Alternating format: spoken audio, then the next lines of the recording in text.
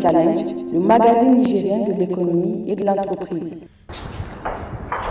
Chers téléspectateurs, bonsoir. Ravi de vous retrouver dans cette édition de Business Challenge. Ce soir, dans Business Challenge, nous allons parler beaucoup d'innovation. Alors, effectivement, au Niger aussi, on innove et cela est un grand plaisir.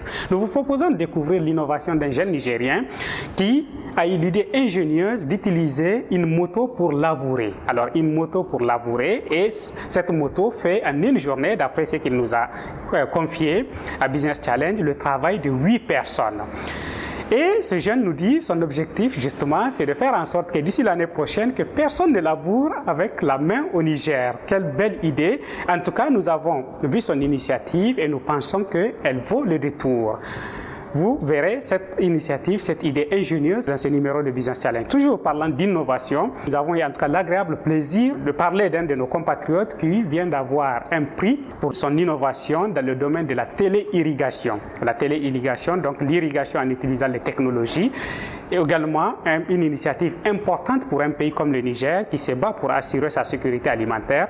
En tout cas, donc beaucoup d'idées qui se développent de plus en plus dans le domaine de l'entrepreneuriat agricole, et c'est un grand plaisir pour Business Challenge de partager ces idées avec vous. Dans notre deuxième grande rubrique, nous partageons l'expérience de YALI, les Young African Leadership Initiative. Vous savez que le Niger a envoyé cette année 7 jeunes leaders à ce programme, et nous continuons dans Business Challenge de partager l'expérience de ces jeunes leaders qui ont passé 7 semaines aux États-Unis pour apprendre sur le leadership dans l'entrepreneuriat, dans la société civile et dans le management public. Donc également de bonnes informations à glaner autour de ce retour d'expérience de YALI.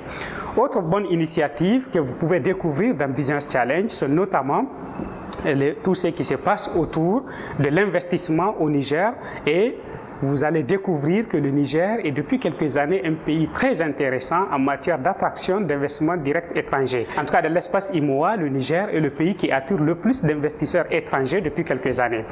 En tout cas, il y a beaucoup d'autres choses à découvrir dans ce numéro de Business Challenge, et je pense que cela vous permettra d'avoir beaucoup plus d'informations économiques et d'informations sur la vie entrepreneuriale au Niger, et c'est là notre vocation. Vous pouvez continuer à interagir avec Business Challenge, vous le savez maintenant, en nous envoyant vos commentaires et suggestions sur notre page Facebook Business Challenge Niger, mais également sur notre fil Twitter en tapant Business Challenge sur Twitter.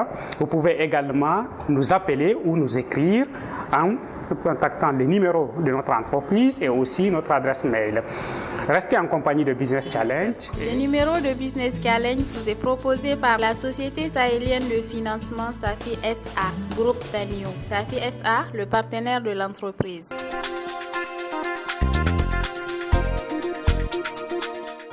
Le Niger, une économie de plus en plus attractive pour les investissements directs étrangers.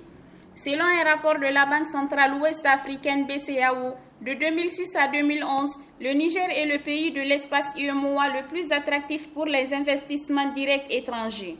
Sur cette période, le Niger a engrangé 30,2% du volume total d'investissements directs étrangers destinés à l'espace UEMOA, suivi par la Côte d'Ivoire 20%, le Mali 14,8% et le Sénégal 14,3%.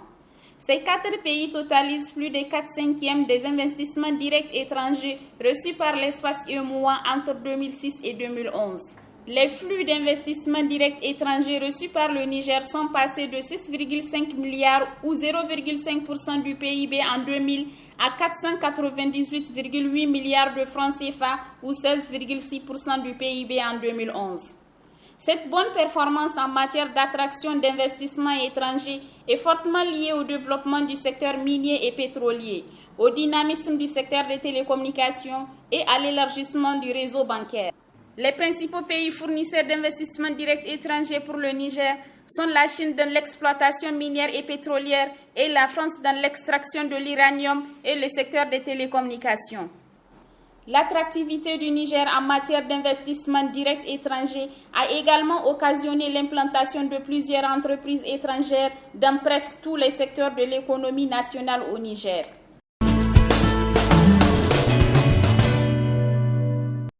Durcissement des procédures à la BOA Niger. Que se passe-t-il chez la BOA au Niger? alors que le développement du secteur bancaire et le jeu concurrentiel devraient inciter les banques à améliorer leurs services et à rendre plus souples leurs procédures. Chez la BOA Niger, c'est plutôt un durcissement des procédures qui est constaté ces derniers temps. En effet, depuis quelque temps, la BOA a édicté une nouvelle procédure selon laquelle les opérations sur chèque ne sont acceptées que dans l'agence où est logé le compte de l'émetteur du chèque. Les guichetiers des agences, semble-t-il, demandent aux porteurs de chèques d'aller l'encaisser au niveau de l'agence où le compte est ouvert. La banque exige également à la clientèle de faire visser les opérations de retrait dont le montant dépasse 500 000 francs CFA. C'est en tout cas ce que Business Challenge a constaté au niveau de l'agence BOA de Yantala. Ces mesures suscitent insatisfaction et mécontentement auprès de la clientèle de la banque. Selon un cadre de la BOA Niger, ces mesures seraient dictées par l'actionnaire principal de la BOA, en l'occurrence la Banque marocaine de commerce extérieur, BMCE, du fait de réorganisation en cours au sein de la BOA. Soit, mais la BOA Niger ne semble pas avoir pris les mesures idoines pour communiquer et expliquer clairement à sa clientèle le sens de ces nouvelles mesures, somme toute contraignantes.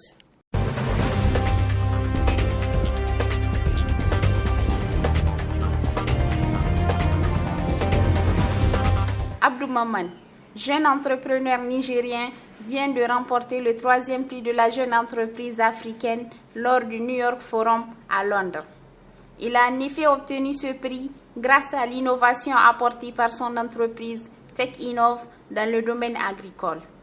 TechInnov Niger est une entreprise spécialisée dans l'exploitation et la commercialisation d'un système de téléirrigation accompagné des services d'assistance technique et conseil expertise agricole. Il faut noter que ce prix a pour objectif de soutenir les talents africains et d'accompagner les initiatives les plus novatrices, particulièrement celles avec un impact social fort.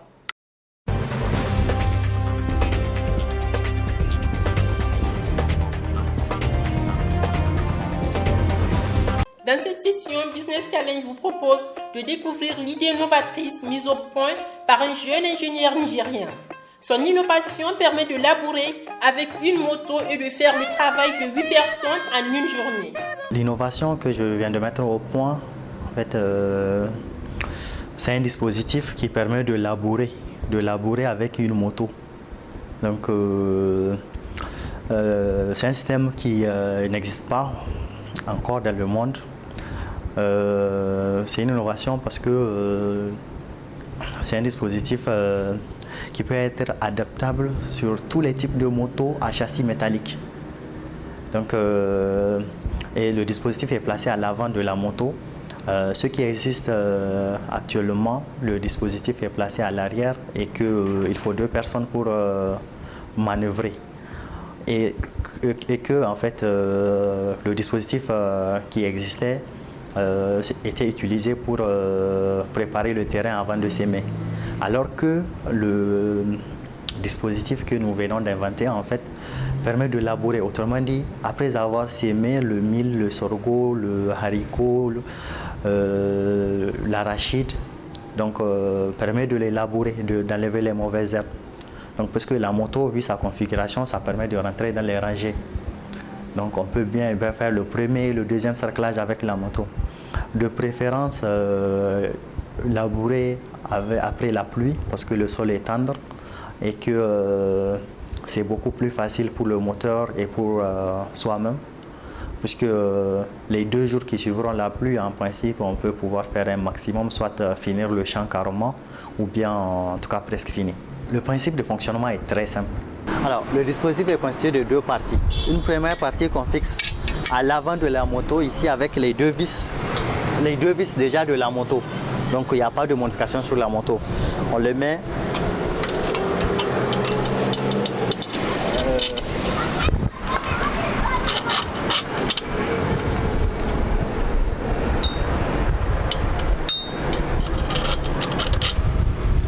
voilà. Après, on serre. Maintenant, ça, c'est fixe sur la moto. La deuxième partie, maintenant, on la prend et puis on la glisse.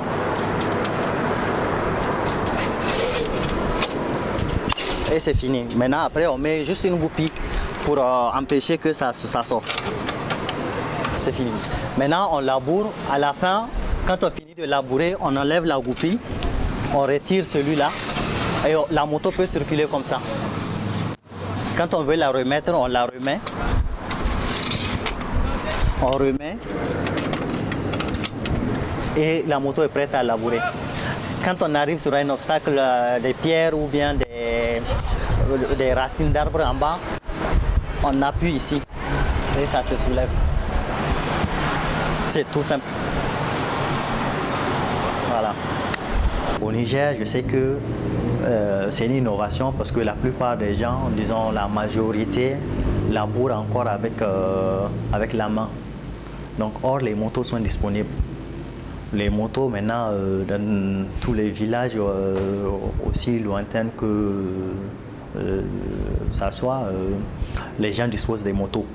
Et donc, pour vulgariser le produit, le dispositif, il faut juste faire de la communication, de la publicité et présenter le dispositif aux gens.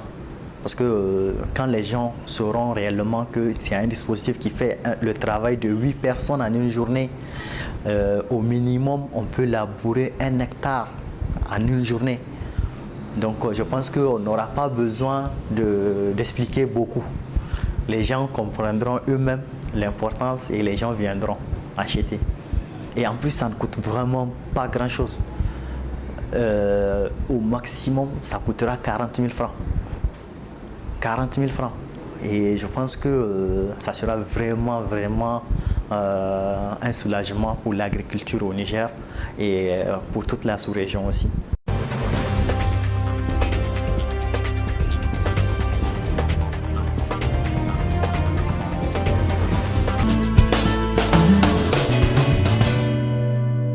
Je vous souhaite la bienvenue à cette conférence de presse qui sera animée pour nos participants au programme YALI, Mandela Washington Fellows et Women to Women pour 2015. Je suis impatiente d'écouter de ces jeunes leaders qui vont partager leur expérience avec nous ce matin. C'est avec plaisir que nous vous accueillons au Centre culturel de l'ambassade des États-Unis pour souhaiter officiellement la bienvenue à 5 de nos 7 boursiers Mandela du programme YALI, à l'initiative des jeunes leaders africains qui sont de retour des États-Unis où ils ont, entre autres, rencontré le président Obama en compagnie de leurs camarades de tout le continent africain. Les 2 autres, Zainabou Saïdou Bazare et Amina Mamane Sanusi, sont encore aux États-Unis en stage dans des compagnies américaines. Comme vous le savez, le YALI envoie 500 jeunes leaders africains pour une formation de 6 semaines dans des universités américaines dans l'un de ces 3 axes: business et entrepreneuriat, leadership civique et la gestion publique.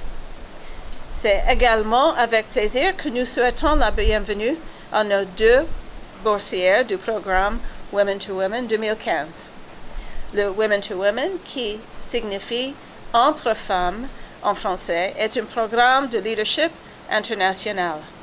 C'était une occasion pour des jeunes femmes de 15 à 19 ans de participer à un échange culturel éducatif à Boston, aux États-Unis. Nous espérons l'enthousiasme de nos boursiers pour les différents programmes va inspirer beaucoup d'autres jeunes Nigériens à postuler pour la bourse l'année prochaine. Les dates de dépôt de candidature pour l'édition 2016 de YALI et Women to Women n'ont pas encore été fixées. Cependant, nous prévoyons que ce sera vers la fin de l'année pour le YALI et en mars 2016 pour le programme Women to Women. La coordinatrice des programmes de jeunes et des anciens boursiers sera disponible après la conférence pour répondre aux questions sur les critères d'éligibilité aux deux programmes. Et je cède volontiers la parole à ces jeunes leaders qui vont individuellement et brièvement nous parler de leur expérience. Après 6 semaines, je dois dire que it's good to be back home. Ouais. C'est vraiment ce qu'on ressent. C'était une expérience très intense. 6 semaines de découverte, de partage et de nouveautés. Donc moi, l'expérience que j'ai partagée, je l'ai partagée avec mon cher collègue Mamadou Seydou Soulé à Notre-Dame dans l'Indiana, dans l'université de Notre-Dame. La chose que je retiens après ces 6 semaines, c'est le potentiel que regorge l'Afrique. Nous sommes jeunes et on nous a mis, les partenaires, l'université, nous ont entourés pour que nous relevons les défis de l'Afrique, pour que nous soyons prêts. C'était tout d'abord une préparation. C'était aussi en fait la connaissance de l'Afrique, car nous ne connaissons pas nous-mêmes. Donc j'ai découvert toute l'Afrique. C'était dans notre université, nous étions 20 nationalités différentes. Donc c'est immense. C'est immense le network qu'on a pu créer là-bas. Et aussi la rencontre avec le président Obama, la rencontre avec des différents partenaires, la simplicité en fait des Américains pour recevoir des jeunes entrepreneurs comme nous a été pour moi un déclic et une expérience vraiment très enrichissante. Nous avions passé 6 semaines avec 22 nationalités africaines différentes. C'est une première expérience. Certains pays africains, c'est la première fois que nous les avons rencontrés. C'était enrichissant. Ce qui m'a le plus ébloui dans la société américaine, comme je le disais déjà, c'était l'intégration de la prise en compte des problèmes des personnes en situation de handicap. Aux États-Unis, toutes les infrastructures sont prévues pour ces gens-là. Les bus, les transports urbains, au travail, à l'université, tout cela est prévu pour les gens en situation de handicap. Donc c'était une nouveauté pour moi en tout cas, parce que ici dans notre pays, ce n'est pas quelque chose qui est vraiment d'actualité. Même s'il y a des efforts qui sont faits, il y a beaucoup qui reste à faire ici au Niger en tout cas. Une autre chose, c'est que le programme était centré sur l'amélioration de notre qualité, de nos qualités en tant que leader. Et puis on nous a mis en contact avec beaucoup d'organisations qui agissaient dans le même domaine de leadership ici. On a constaté que la jeunesse avait les mêmes problèmes aux États-Unis, au Niger. Donc l'échange, il est normal qu'on se sente en fait à la maison, même étant aux États-Unis. Donc l'échange, comme on le dit toujours, ça a été enrichissant. On ne va jamais se fatiguer de le dire. Donc à part cela, on était aussi en contact avec d'autres personnes, notamment les officiels du gouvernement américain. C'était des leaders qui nous ont aussi beaucoup conseillé sur la conduite à tenir en tant que leader ici au Niger. Le leadership, c'est le partage. Donc c'est dans ce domaine en tout cas qu'on a beaucoup travaillé. De l'autre côté aussi, on a rencontré le président Obama. J'étais sidéré par sa popularité au sein des jeunes africains. Les gens sautaient des chaises pour partir le saluer. Moi, j'aurais aimé qu'on ait un président aussi ici en Afrique, que les gens vont aimer à ce point-là. Et j'espère que parmi les jeunes qui vont venir, il y aura ce genre de personnes. Je pense que c'était un peu l'objectif du président Obama. Ça a été pour moi franchement une expérience inédite parce que le management public est intimement lié au travail quotidien qu'on fait, celui d'appuyer le gouvernement dans le cadre de la mise en œuvre de ses politiques publiques.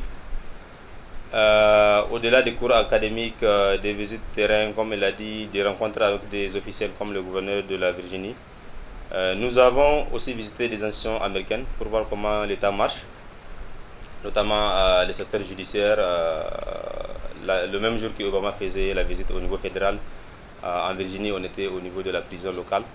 Donc ça nous permet de voir vraiment comment le mécanisme judiciaire marche, comment l'équité au niveau communautaire est ancrée dans la société américaine. Parce que très malheureusement, quelques semaines avant notre départ, l'ancien gouverneur de Virginie allait être mis en prison pour des faits liés à la corruption. Donc c'est vraiment inédit. Et ils nous ont dit qu'il va à la prison dans sa cellule comme tous les autres prisonniers. Il n'a pas de cellule particulière. Donc ça m'a vraiment touché. L'autre point, c'est la home hospitality. Donc on a été placé dans des familles d'accueil américaines. C'était pendant une période bénie, c'était le mois de Ramadan. Donc j'étais très touché par le geste de cette famille américaine. Qui m'a totalement pris à charge toutes les nuits que j'ai partais pour les prières nocturnes, pour faire 40 km en aller-retour. Donc ça m'a vraiment touché et cette chaleureuse famille m'a beaucoup donné la chance de pratiquer le Ramadan dans des conditions très, très favorables. L'autre point que j'aimerais évoquer, c'est vraiment mon employeur qui a bien compris que le développement personnel est intimement lié au développement professionnel. Donc j'ai eu cette chance, malgré la charge de travail, d'effectuer ce voyage pour encore apprendre et mieux accompagner le gouvernement dans le cadre de mon travail quotidien. À cette université, j'ai eu la chance d'apprendre et d'étudier l'entrepreneuriat. C'était très intensif pendant 6 semaines. Mais au-delà de ça, j'étais dans un écosystème, c'est-à-dire dans une ville qui bouge beaucoup. On entend parler de la Silicon Valley en Californie. La ville d'Austin est une ville qui est en train de rattraper justement des villes comme San Francisco et la Silicon Valley en termes d'innovation. Donc je ne pouvais pas être mieux loti que d'être dans ce contexte. Donc, nous avons, en plus des études qui étaient très intéressantes, nous avons aussi rencontré, réseauté avec des personnes qui vont très certainement nous aider à encore grandir dans notamment l'entrepreneuriat. Ce que je retiens aussi, c'est l'esprit de give back, ce qu'ils appellent généralement give back, donner ce que tu as eu en retour. C'est ce que nous apprend notre religion, c'est ce que nous apprend notre culture, mais j'ai été très impressionné par cet esprit-là au niveau des Américains qui véritablement est un levier et un moteur qui régule la société, qui régule les relations et qui régule le monde des affaires. S'il y a des entrepreneurs qui réussissent, c'est parce que d'autres entrepreneurs qui ont réussi les aident financièrement et de leur temps. Et je pense que c'est quelque chose que nous allons essayer de mettre en place dans notre communauté aussi pour qu'il y ait des entrepreneurs qui réussissent et qui veulent venir. L'année dernière, j'ai eu la chance d'accueillir les Yali dans mon émission et je posais la question à un d'entre eux.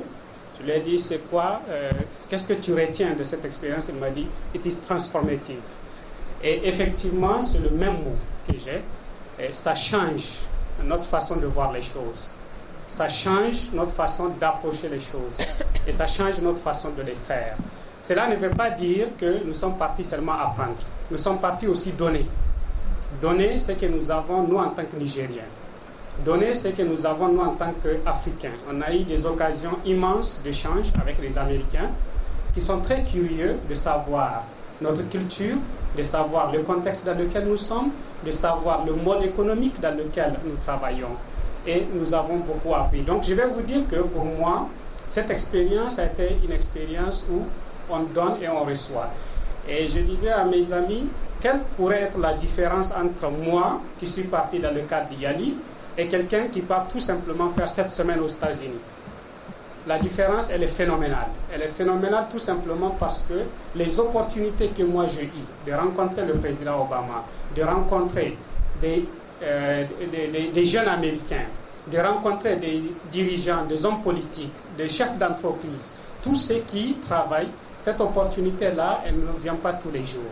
Donc voilà ce que nous avons appris, je pense tous ensemble. Et c'est ce que, comme disait Mokhtar, nous allons donner en retour à la jeunesse nigérienne. Je pense que notre grand espoir aujourd'hui, c'est de faire en sorte que les 70% des jeunes nigériens deviennent tous des Yali. Peut-être que tout le monde ne sera pas aux États-Unis, mais nous voulons créer des Yali partout où c'est possible. Créer des Yali pour nous, c'est quoi? C'est de réveiller le potentiel de leader qui sommeille en chacun d'entre nous. Et c'est possible. Nous avons vu beaucoup d'exemples aux États-Unis qui nous montrent que c'est possible. Vous savez, nous avons été dans des villes qui ont été en faillite aux États-Unis. La faillite d'une ville, on ne l'imagine pas, où les jeunes ont abandonné, tout le monde a quitté, mais ces villes-là se sont redressées. Tout le monde est revenu. Aujourd'hui, ils font des miracles. Et ils nous disent, écoutez, quand on dit le rêve américain, c'est ça le rêve américain. C'est même dans des situations difficiles, avoir l'audace de continuer à se battre et avoir cette chance de partager. Et je vais finir, juste rapidement, faire une conclusion. Je suis parti par le Yali, dans le Yali à travers une rencontre. Un jour, j'ai rencontré un monsieur qui est devenu maintenant mon ami, Kader Kanei. On a discuté ensemble 5 minutes, il m'a dit, Seydou, tu aurais dû être un Yali. Je dis, c'est quoi Yali? Il m'a expliqué, et je suis devenu Yali. C'est parce qu'il a découvert cette flamme en moi, c'est parce qu'il a découvert ce potentiel de leadership en moi, et j'aimerais qu'on fasse autant tous.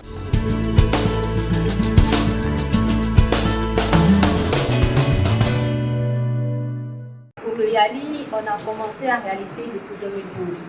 Donc il y a plusieurs générations de Yali qui sont parties depuis 2012, mais c'était des programmes un peu différents. Il y a d'autres qui étaient en français, d'autres c'était 2 semaines, d'autres c'était 3 jours, et ainsi de suite. Mais l'année passée, en 2014, c'est là que le Yali Mandela Washington Fellowship a débuté. Donc on a envoyé 6 boursiers l'année passée et on a envoyé 7 cette année. Donc ça fait 2 ans que le Mandela Washington Fellowship a commencé. Maintenant, quant au Women to Women, ce n'est pas un programme qui est financé par le département d'État des États-Unis. C'est un programme qu'on a identifié, qu'on a vu que c'est intéressant. On a commencé à envoyer des jeunes filles en 2013. Donc là, c'est la troisième génération de filles qu'on a envoyées. Donc en 2013, on avait envoyé 4 filles. L'année passée, on a envoyé 3 filles et cette année, on a envoyé 2 filles. Et là, je vais profiter pour passer un plaidoyer parce que pour le Women to Men, on a besoin de sponsorship. C'est un programme pour lequel on a besoin d'avoir des fonds pour pouvoir envoyer des filles. Et cette année, c'est uniquement le CCA, entre autres l'ambassade, qui a financé ces 2 filles. Donc si on peut avoir des partenaires qui seraient intéressés à parrainer ces jeunes filles, on pourra envoyer plus de filles au Women to Men et elles pourront profiter de la conférence. Maintenant, quant à l'impact, je pense que j'ai envie de dire que c'est tellement évident parce qu'il y a le changement que vous voyez dans ces jeunes-là. Au début, quand on fait le processus de l'application, des fois, c'est des gens qui sont timides, c'est des gens qui ne vont pas parler devant la presse comme ça. Et quand ils vont au programme et qu'ils reviennent, c'est l'une des premières choses qu'on remarque. Il y a ce changement-là dans ces personnes. Et de deux, il y a ce sentiment de « je veux give back ». Je veux faire quelque chose pour ma communauté. Et à chaque fois qu'ils viennent, ils nous viennent avec des idées. Des fois, c'est tellement d'idées qu'on a besoin de dire « ok, on vous donne 2-3 jours, allez revoir ces idées et revoyez-les à la baisse ». Parce qu'on sait qu'il y a le boulot, on sait qu'il y a les cours, c'est pas possible. Donc c'est tout ça que quand ils reviennent, il y a vraiment un changement. Et ce qu'on essaie de faire aussi, je suis aussi la coordinatrice des anciens boursiers, on essaie de créer une association qui va pas parrainer, mais qui va essayer d'organiser des événements de temps à autre, entre autres des services communautaires, pour que ces anciens boursiers puissent venir ensemble et réaliser les projets qu'ils ont voulu entreprendre de leur vie. Donc l'impact est grandiose, vraiment. Et vous voyez juste la transformation, allez voir du moment où ils partent au moment où ils sont. Chaque génération de Yali qui va aux États-Unis revient avec un projet qu'ils veulent faire. Donc quand ils reviennent, avant même leur retour, nous on fait des demandes de fonds pour qu'on puisse les accompagner avec les projets ou les idées qu'ils veulent faire. Et c'est pareil pour le Women to Men aussi. Mais comme il a parlé du Yali, on va se focaliser dessus. Donc les Yali 2014, quand ils sont revenus, ils se sont dit on veut faire beaucoup de choses ensemble, mais on veut les faire ensemble. Et donc ils se sont dit pourquoi ne pas faire une caravane? Parce qu'en ce temps, le Mandela Washington Fellowship était vraiment, c'était pas tellement nouveau au Niger, mais il y avait beaucoup de gens qui n'en savaient rien.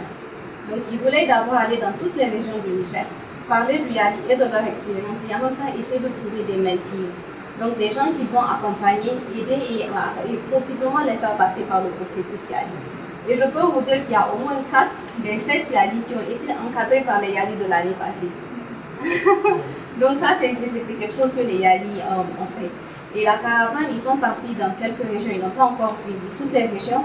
Et on veut essayer de mettre ça ensemble avec la nouvelle génération des Yali 2015. Et eux, leur projet va se focaliser un peu plus sur les élections. Donc c'est pas vraiment prendre parti, on est opposition pour opposition. C'est juste pour amener les jeunes à d'abord s'enregistrer et aller voter parce que leur voix est importante. Donc, et les projets des Yali, c'est vraiment des projets qu'ils décident d'eux-mêmes, on ne leur impose rien du tout. Nous, on assure juste le financement Et si c'est quelque chose qui va avec notre politique, on les accompagne dans ce sens. Et c'est pareil pour les Women to Women aussi. Celles qui étaient venues l'année passée, on fait des conférences ici, des conférences débats, et on va continuer à faire la même chose avec les autres générations. Qui devient Yali? Qui devient Women to Women? Comment, autrement dit, participer à ces programmes? Yali, ça s'appelle le Yali Network. Pour tout le monde, que vous parlez français ou anglais, tout le monde peut intégrer ce réseau. Et c'est un réseau qui est en ligne, il suffit juste d'aller sur internet et taper Yali Network et vous pouvez joindre ce réseau. Et il y a des classes qui sont disponibles, c'est des classes en ligne que vous pouvez suivre et même avoir des certificats. Donc ça c'est la question, c'est la manière la plus simple pour tout le monde d'être Yali. Maintenant la deuxième phase du Yali, il faut avoir entre 25 et 35 ans, il faut parler anglais. Donc parmi les 500 boursiers qui y vont chaque année, il y a 100 qui ont la possibilité du stage.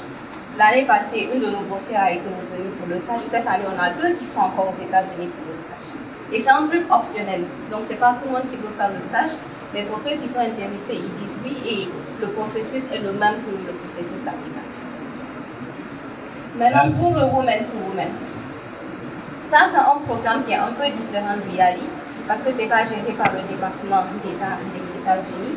Donc c'est une ONG aux États-Unis qui s'appelle Empower Peace. C'est eux qui ont initié le Women to Women. Donc nous, quand la période d'application est ouverte, ils nous envoient un mail pour nous dire on est prêt à recruter. Donc on fait des sessions d'information pour sensibiliser les gens sur ce que c'est que le Women to Women. Et c'est vraiment les filles entre 15 et 19 ans qui parlent anglais, qui peuvent parler anglais et vraiment assister à des sessions en anglais parce que le programme est en anglais entièrement. Et c'est vraiment des filles qui veulent faire quelque chose pour leur pays. C'est des filles qui ont besoin d'une petite formation pour que l'éclair en elles, le sentiment en elles se déclenche. Donc on fait aussi un processus d'application. Quand les filles postulent, on reçoit les dossiers, on fait des entretiens et on retient le nombre de filles qu'on peut financer. Maintenant, cette année, on a essayé plusieurs partenaires pour pouvoir envoyer plusieurs filles, mais ça n'a pas abouti.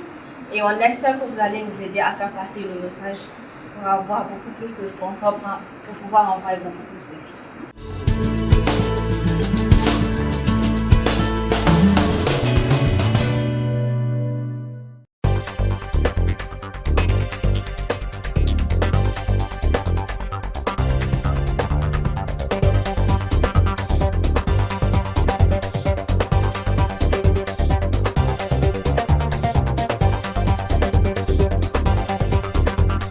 Chers téléspectateurs, ravi de vous retrouver dans cette édition de Business Challenge. Et ce soir, je suis en compagnie de Boussoura Talla. Boussoura Talla avec qui je suis dans le cadre du programme Yali. Nous sommes ensemble et nous suivons ce programme ensemble. Boussoura, on se retrouve pour parler de la jeunesse africaine et de ce que nous découvrons aujourd'hui ici et peut-être de ce que nous pouvons faire de mieux pour notre continent. Mais déjà, puisque nous sommes dans une émission d'entrepreneuriat, une émission business, parle-moi un peu de l'entrepreneuriat des jeunes au Sénégal. Comment est l'entrepreneuriat des jeunes au Sénégal aujourd'hui? Alors aujourd'hui au Sénégal, on sent qu'il y a de plus en plus de jeunes qui s'engagent dans l'entrepreneuriat. Et ça aussi c'est dû au fait que la population est jeune et que le taux de chômage est quand même assez élevé. Et il y a plus en plus d'initiatives au Sénégal qui se font dans ce sens-là.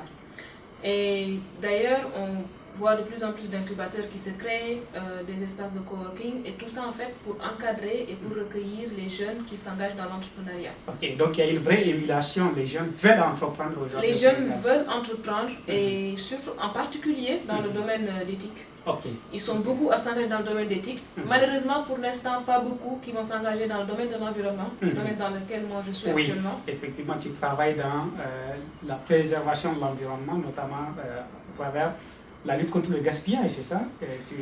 Le recyclage. Le recyclage, oui. Le recyclage. Bon, revenons sur l'entrepreneuriat des jeunes. Les jeunes veulent entreprendre, mais est-ce qu'ils arrivent à entreprendre dans la réalité aujourd'hui?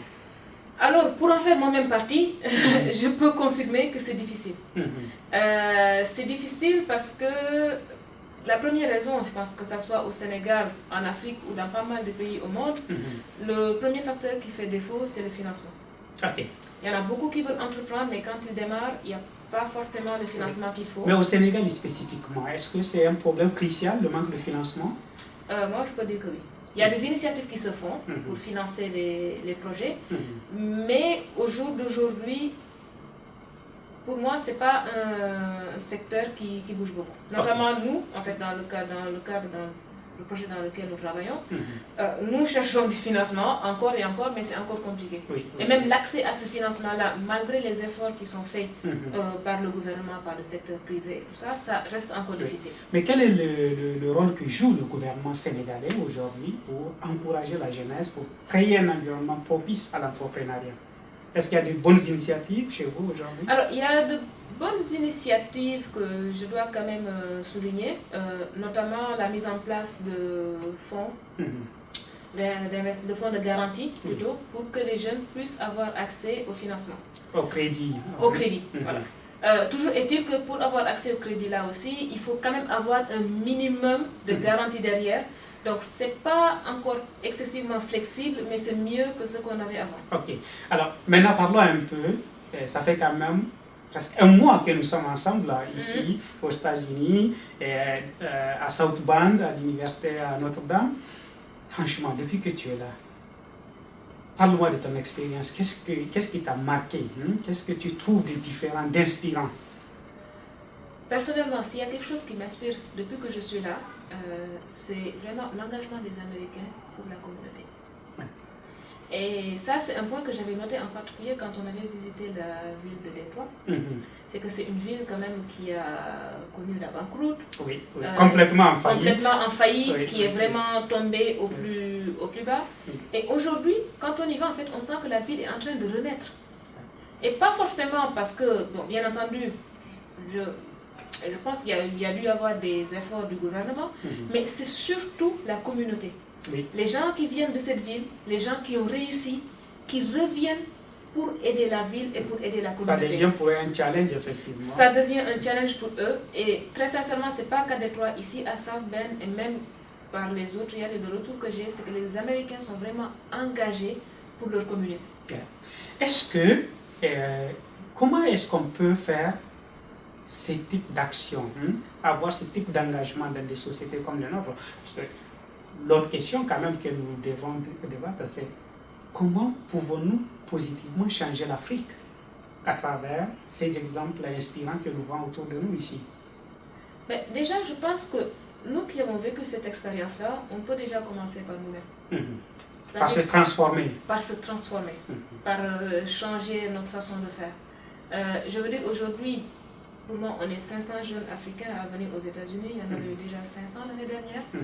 Si nous-mêmes, actuellement on est 1000, donc il y en a d'autres qui vont arriver, si nous-mêmes on commence à s'engager dans ce sens-là, à travailler pour la communauté, je pense que ça peut donner des résultats. Et il y a un point important aussi qu'on a vu d'ailleurs dans un de nos cours, et qui a été illustré par un enfant, qui disait que moi je vais aider quelqu'un de ma communauté, mais je ne lui demande pas de me renvoyer l'ascenseur. Je lui demande d'aider 3 autres personnes différentes. De faire aussi de son mieux. Exactement, de faire de son mieux pour aider 3 autres personnes. Et ces 3 personnes, mais chacune d'elles va encore aider 3 personnes. Donc je pense que si nous-mêmes on est dans cette dynamique-là, ça pourra peut-être prendre un peu de temps, mais on peut y arriver. Espérons. Boussoura, merci beaucoup d'être venu dans Business Challenge. C'est tout pour ce rendez-vous avec Boussoura. Boussoura qui est une jeune Sénégalaise, entreprenante aussi, puisque tu essaies de faire changer les choses et tu travailles dans un domaine assez particulier, qui est le recyclage, en tout cas quelque chose qui est tout nouveau un peu partout en Afrique, je pense. Exactement. Pour cela, bonne chance et puis merci d'être venu.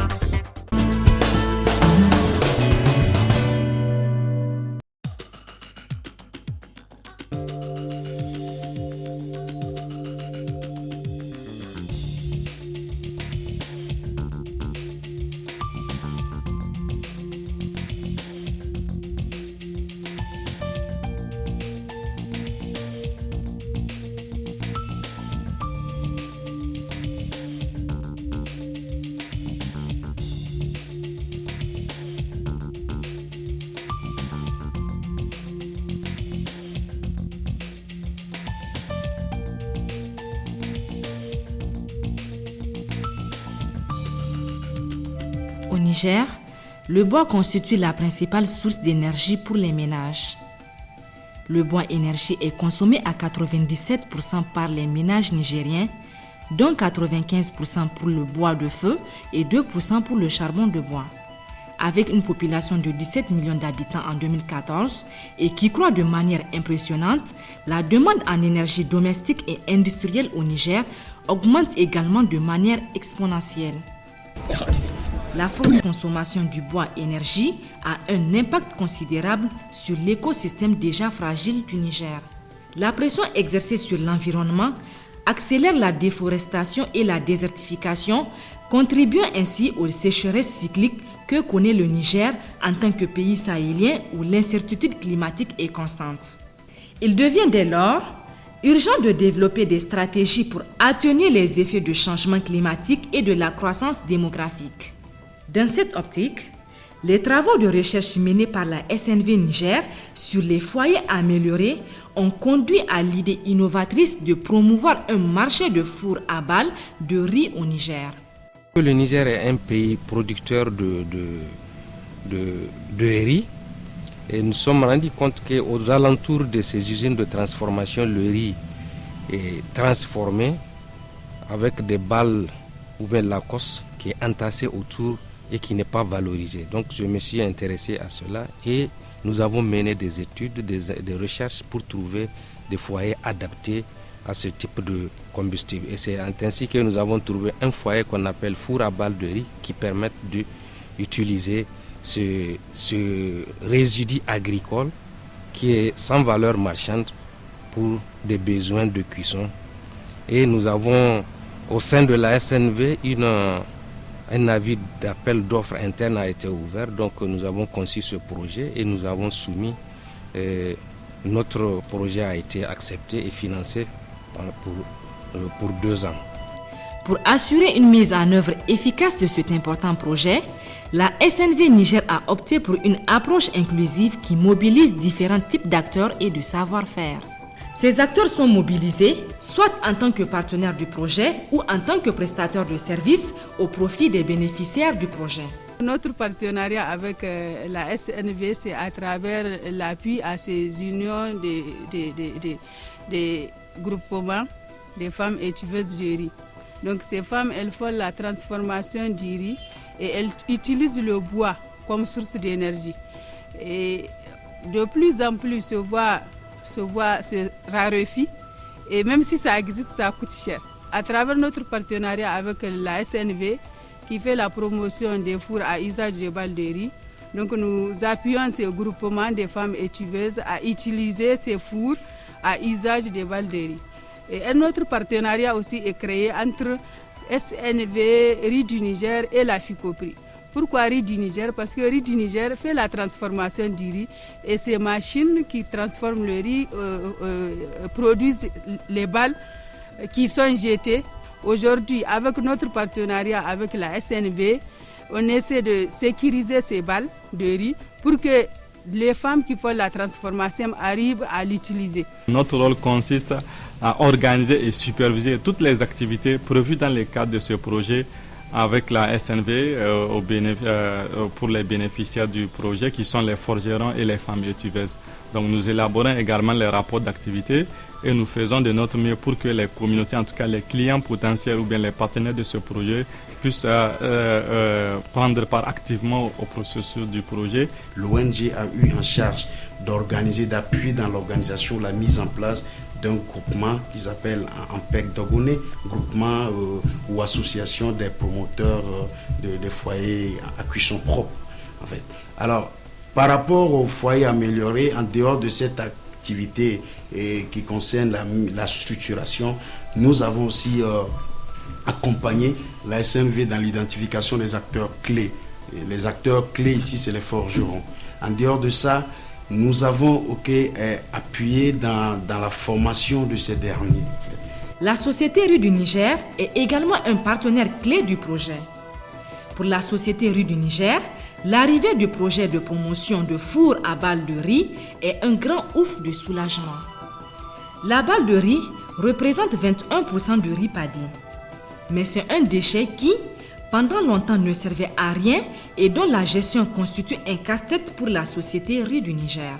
Chaque année, la société riz du Niger doit se débarrasser en moins de 17 000 tonnes de déchets de riz ou de balles de riz avec tous les coûts que cela engendre en matière de transport et d'occupation d'espace. Depuis en tout cas qu'on a commencé, la balle est vraiment un déchet pour nous.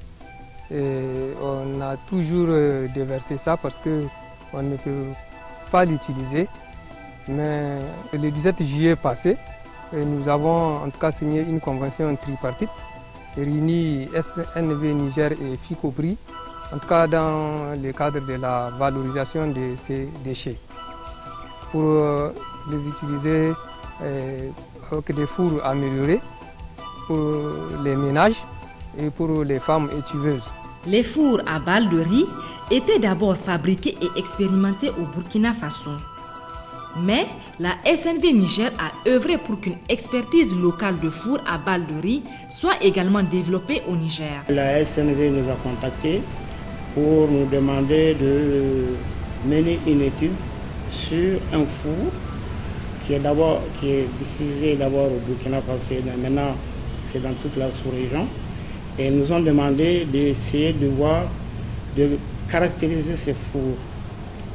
Non seulement déterminer les performances, ces performances sont relatives à la puissance et particulièrement à son deuxième aspect, le rendement. C'est-à-dire que nous allons essayer de voir quelle est la chaleur qui est récupérée à partir de la chaleur produite par les balles, la combustion des balles de riz. Ça, c'est le premier aspect. À partir de ces caractéristiques, nous allons essayer de voir si nous ne pouvons pas apporter les améliorations pour le rendre beaucoup plus performant. L'objectif de tout ce travail, c'est d'économiser le bois, la consommation de bois. C'est-à-dire essayer de rendre le plus performant possible pour que les femmes puissent voir un combustible de substitution au bois. Et essayer de l'améliorer aussi s'il y en a. Mais apparemment, ça ressemble plutôt à un produit de qualité. Et je crois que c'est venu de l'université.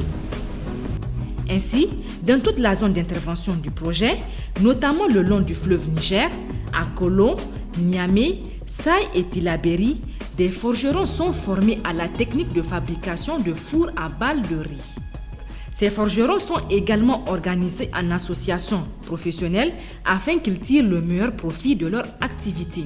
Il y a beaucoup de forgerons parce que même au niveau de Niamey, on peut avoir au moins 15 personnes. 15 personnes au niveau de Niamey qui fabriquent le four. Et à Tillabéri, on peut avoir 15 personnes. Oui. Saï, on a 10 personnes là-bas. Et Kolo, on a 10 personnes là-bas. Entre nous, les artisans, on est en contact. On a créé une association, oui, à base de la SNV qui nous a aidé à créer cette association. Parce que c'est la SNV qui nous a aidé, qui nous a appris à fabriquer ça, parce que c'est elle qui nous a formés. Elle nous a formés et aussi nous aussi on est en train de former nos frères artisans ici. Bénéficiaires du projet, les femmes étuveuses et vendeuses de riz devraient également être des véritables opératrices économiques à travers l'utilisation des fours à balles de riz. L'utilisation du bois énergie pour le tuvage du riz est un coût non seulement pour l'environnement, mais aussi pour les femmes étuveuses. Avant l'arrivée de fours à balles de riz, pour étuver un sac de riz, une femme étuveuse doit dépenser en moyenne 1000 francs CFA en achat de bois. En remplaçant le bois par la balle de riz, qu'elles peuvent collecter gratuitement tout le long du fleuve Niger, les femmes étuveuses du riz ont désormais l'opportunité d'augmenter leurs revenus et d'épargner leur santé. Car la combustion de la balle de riz ne dégage pratiquement pas la fumée et le four amélioré n'entraîne pas de gaspillage d'énergie. Au total, ce sont environ 2500 femmes étuveuses qui sont identifiées pour bénéficier à terme des retombées positives du projet Promotion des fours à balles de riz.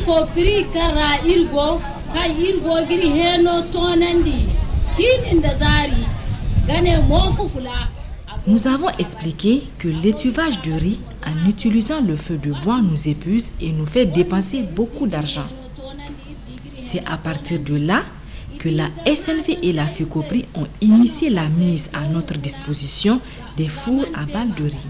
Après, nous avons été à Sébéry où il y a eu une démonstration et une expérimentation des fours par les femmes étuveuses de Foucaupri. Avec ces fours, notre corvée et la dépense d'argent pour le bois sont désormais finies. La balle de riz est gratuitement disponible à la Société Riz du Niger et partout le long du fleuve Niger. En plus, la SNV nous a appris qu'on peut utiliser les bractées de mil ou la coque d'arachide comme combustible dans ces fours. Ce qui veut dire que les fours améliorés peuvent être utilisés non pas seulement le long du fleuve, mais partout au Niger. Aujourd'hui, toutes les femmes de notre groupement utilisent les fours à balles de riz pour faire le tuvage du riz.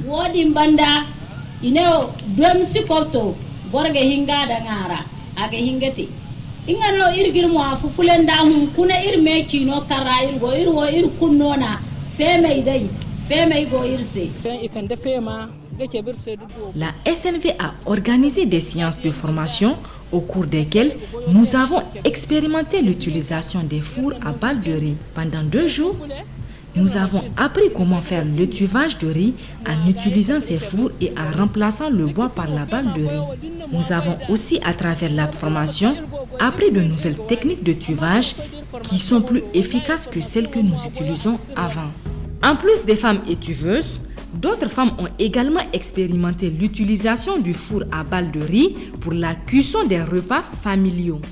Leur témoignage permet d'imaginer l'ampleur de l'impact positif sur l'économie des ménages et sur l'environnement que pourrait générer au Niger une utilisation à très grande échelle des fours à balles de riz.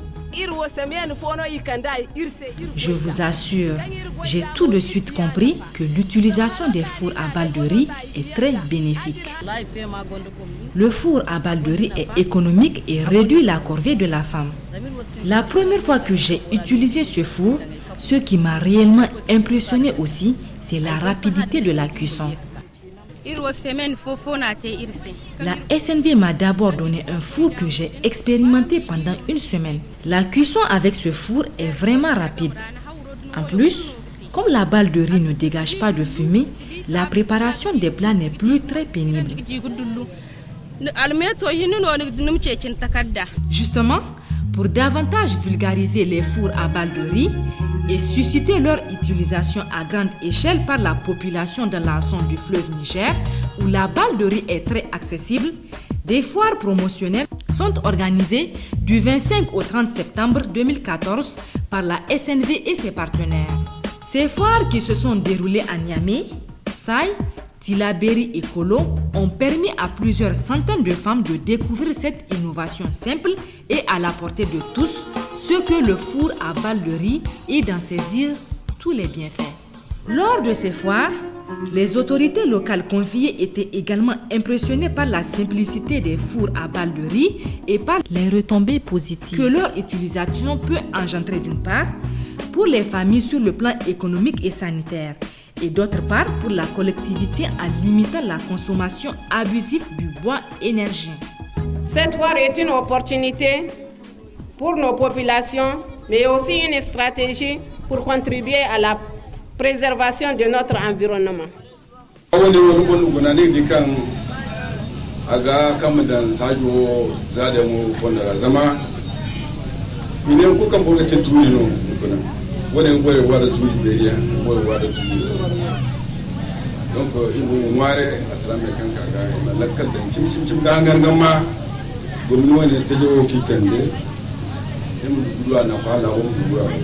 Cette foire de promotion des fours à balles de riz qu'organise la SNV Niger vient prouver, si besoin est, l'intérêt pour tous ces acteurs de faire de Tillabéri une région de développement endogène et durable. L'objectif principal de cette foire est d'informer la population de l'existence de cette nouvelle technologie de cuisine propre que le four à balles et aussi d'encourager les femmes d'en acheter et de faire l'usage. Vous qui travaillez le riz, vous avez la chance d'avoir aisément la balle en grande quantité. Comme cette balle peut être utilisée comme combustible, alors je pense que plus rien ne justifie désormais la coupe de bois dans notre zone. l'initiative de la SNV rentre dans le cadre de l'initiative nationale de la promotion de la cuisson propre. Et le ministère de l'Énergie encourage et soutient la SNV dans le cadre de ses actions de promotion du foyer à base de riz, qui est une initiative qui allie économie. Donc on parle de l'économie de temps et d'argent et de préservation de l'environnement. C'est une nouvelle technologie que nous avons introduite. Dans un premier temps, il faut rendre accessible ce four-là aux ménages. Et c'est ça qui nous a amené à mener un expert pour former les artisans locaux. Donc, à nos jours, aujourd'hui, 53 artisans ont été formés en technique de fabrication, en technique de soudure, en gestion et marketing aussi, et pour d'autres même en alphabétisation, pour permettre à ce four d'être accessible. Des points de vente vont être installés un peu partout pour que les femmes puissent aller. Ça a déjà commencé au niveau de Sibérie, où les artisans fabriquent et donnent les fours là aux femmes qui les vendent entre elles et retournent l'argent au niveau de... Nous voulons aussi impliquer les institutions de microfinance pour permettre à celles qui n'ont pas les moyens tout de suite d'acheter ces fours, de pouvoir les acquérir de façon souple avec des crédits qui vont être échelonnés tout au long de l'année. Et notamment, nous avons pris contact avec MECREF qui aide les femmes. Et certaines femmes ont déjà manifesté leurs intérêts. Et nous avons fait des missions avec MECREF pour rencontrer et expliquer à ces femmes. Deuxièmement, nous avons aussi commencé à faire des campagnes de communication envers le grand public. Et nous avons fait ça dans les quatre localités, Kolo, Saï, Niamey et Tillabéri, surtout au cours des marchés, pour que les gens puissent voir ces fours, connaître ces fours, comprendre comment ça marche et les adopter. En plus de ces bénéficiaires actuels que sont les femmes étuveuses de riz, le projet compte également toucher d'autres catégories socio-professionnelles comme les bouchers, les vendeurs de beignets et les restaurateurs. Ces acteurs représentent une frange importante de la population active au Niger et qui sont aussi grands consommateurs de bois énergie. Les inciter à adopter les fours à balles de riz est une action salvatrice pour laquelle la SNV et ses partenaires comptent poursuivre leurs efforts.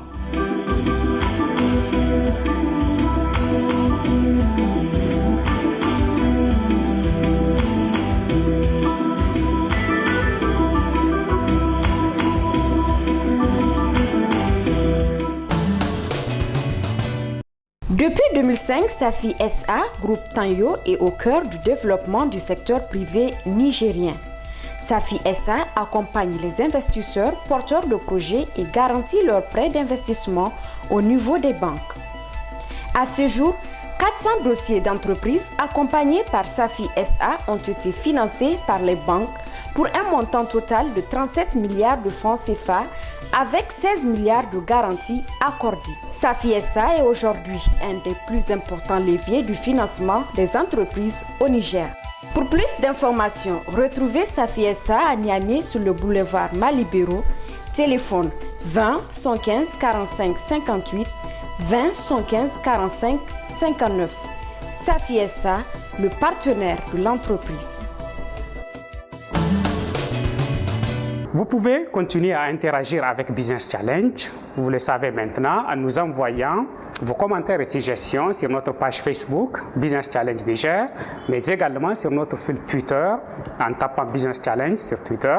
Vous pouvez également nous appeler ou nous écrire en contactant les numéros de notre entreprise et aussi notre adresse mail. Restez en compagnie de Business Challenge et à la semaine prochaine. Bonsoir. Ce numéro de Business Challenge vous est proposé par la société sahélienne de financement Safi SA, groupe Tanyo. Safi SA, le partenaire de l'entreprise.